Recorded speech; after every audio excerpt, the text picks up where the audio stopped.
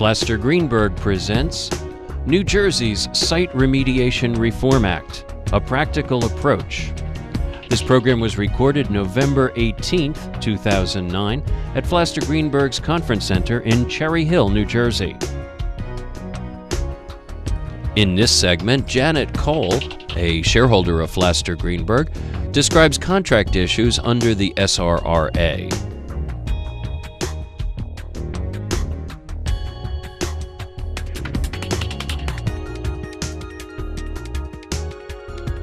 I'm Janet Cole, and I'm going to be talking to you about some of the really complex issues that have popped up with this new legislation.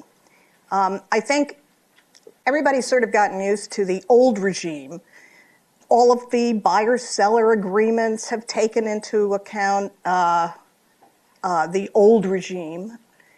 And all of your contracts with your consultants have everybody knows what they're doing. This is a whole new regime. I don't know if any of you remember from school the Robert Frost poem that says, "Good fences make good neighbors," although I recently learned that he, in fact, didn't originate that. But good fences make good neighbors mean that the more you put in writing, the more you have to fight, the less you have to fight about later. So put it in writing. And that's why a good contract is going to be important. Now, the Great Wall of China is probably the biggest fence that I could find. I'm hoping that our contracts don't have to be as long as the Great Wall of China, but it's possible. And if you don't have a contract, people don't trust each other. Since we don't really know yet the complete outlines of what this new regime is going to be, I call it a moving target. But here are some thoughts for contracts. As Mitchell said, the LSRP is going to be standing in the shoes of the government. The LSRP is now the agency. And that means that you're not going to have an environmental consultant who is your advocate. You're going to have an environmental consultant who's the government. And there's going to be a tension between trying to protect yourself by contract with the LSRP and, as you'll hear from Pat Penders a little bit later, the consultant's desire to protect his or herself. So I've got some things that you really should have in a contract with your LSRP, and then I have a wish list, which probably is totally the opposite of what Pat Penders would like on his wish list. The first thing is, you really need to know who you're dealing with. The environmental consultant, of course, has to be licensed by the state to be a licensed site remediation professional. And I think that a good contract, because remember, good contracts, good fences make good neighbors. Good contracts mean less to fight about later.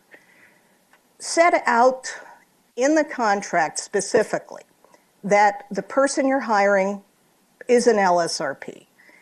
The contract should set out that person's qualifications. There are certain requirements under the SRRA for who can be an LSRP. And I'm sorry I'm using this alphabet, but I think, wave your hand if you don't know what I'm talking about.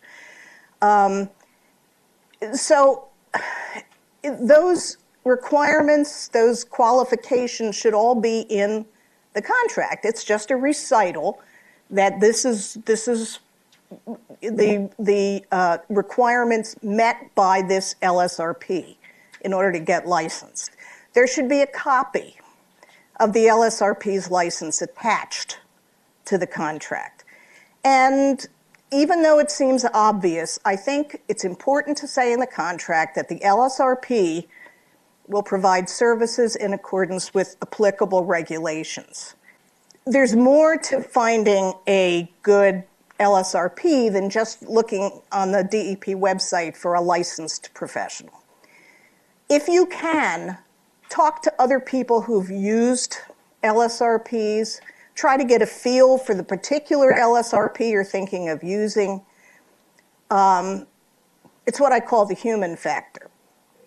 I think that what Mitchell said before is true, that even consultants with whom you've worked before and with whom you've had great relationships, once they become LSRPs and they realize that now they are the government, they may be different. They may say, hold your feet to the fire in a way that you never had before. So to the extent you can do it, do a little due diligence in the human area. What are people saying about this LSRP? The contract with the LSRP should also set out the scope of work and the cost. The regulations that the DEP has issued under the new act have particular cleanup objectives for certain sites, presumptive remedies. If you know what the objectives are, they should be set out in the contract. In my view, it would be a good idea to actually make reference to the regs. Cite to the regulations that you believe are going to be applicable. The contemplated remediation activities should be listed, and a proposed schedule of actions should be appended to the contract. And this is important because the statute and the regulations have firm deadlines to get things done. Obviously, if something comes up in the middle of a remediation that changes the character of the site, you are going to be changing those deadlines. But to the extent that you can forecast what needs to be done at the site, then put that in a table at the end. These are the regulatory deadlines that I will meet. Of course, cost is always a factor. You want to put into the contract what costs you expect to incur, and the LSRP has to sign off on these costs. As I say on the slide, there's fixed costs, like filing fees, there's lab costs, and then whoever works on the matter with the LSRP and the LSRP are going to have hourly rates. You should know all of that ahead of time. The contract should spell out what happens when the original scope of work changes or expands, and also the how you're going to be billed, how the LSRP is going to bill you. I'm assuming traditional 30 days. This is my wish list. This is what I said Pat Penders is probably going to say. Definitely we're not going to ever agree to this, but you want the LSRP to be liable for any violation notices for failure to comply with the regulations.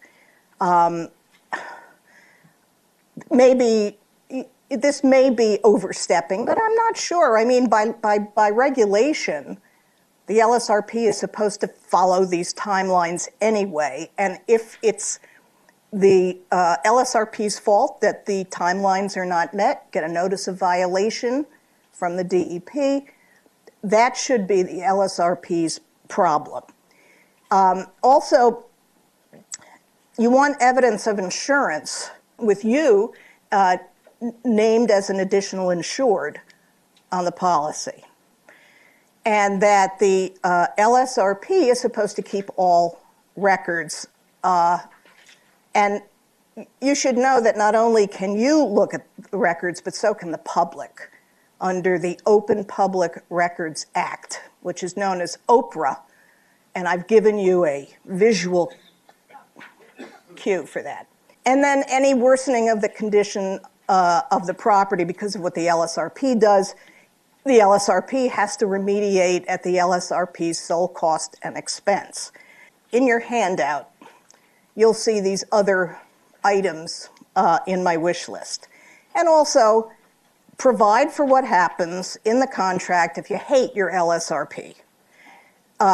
Provide that if you want to terminate the LSRP, and you're entitled to, you pay whatever is due, or you pay an agreed upon sum, but somehow set out what happens if you hate the LSRP. Now, the buyer-seller agreements are going to be also affected by this new act. And you still want to have a lot of the same things in your buyer-seller agreement that you're used to having, but now we've got some additional concerns. Mitchell made the point that the DEP has 3 years to withdraw or modify an RAO. They always had the right to modify their own no further action letter if they, under certain circumstances. But now, basically, finality isn't what it used to be. So because of the fact that the DEP can come in anytime within 3 years to audit the RAO, you will want to somehow ensure, maybe through an escrow arrangement, that you've got the funds there, if you're going to buy it, to deal with any additional work that's required.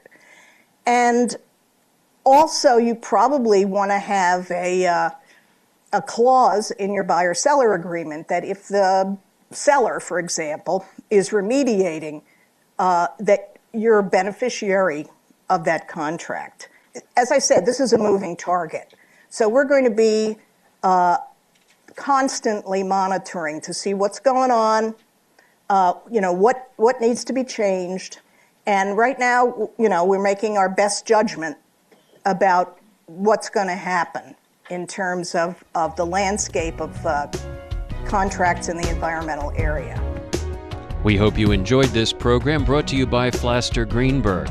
For more information, call 856-661-1900 or visit flastergreenberg.com. This program was produced by Professional Podcasts in Cherry Hill, New Jersey, on the web at professionalpodcasts.com. For Flaster Greenberg, this is Steve Lubetkin. Thank you for joining us, and take good care.